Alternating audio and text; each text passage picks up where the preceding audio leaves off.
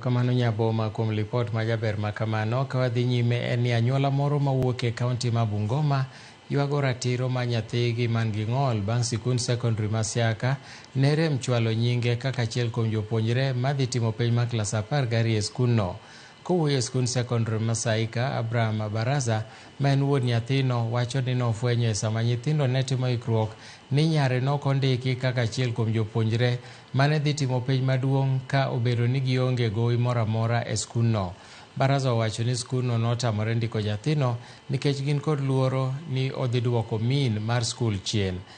Korka kore, direkta mar somo e kaunti ma Bungoma owacho ni saa odeko kendo onge kaka inyalo kony nyathino gi sani.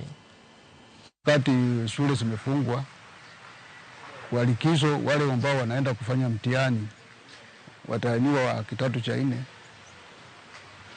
Wiki jana mtoto wangu akienda shule alikuwa anafungiwa keti, haingii, anaketi hapo, akichoka anarudi nyumbani, na ni msichana mlemavu, ako na ulemavu wa mental disability, Down syndrome.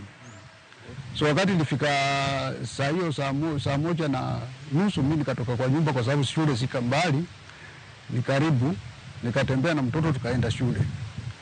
Tukafika shule tulipata lango limefunguliwa leo, alikufungwa, tumesimama hapo, nikampigia simu akaniambia yeye hakuji, ni county director of education anakuja. Nilimsubiri mpaka karibu saa 4 ndio county director of education akaingia, na alipoingia aliniambia kwamba mwaka huu haitawezekana, mpaka mwaka ujao, mwaka kesho ndio msichana afanye hiyo mtihani.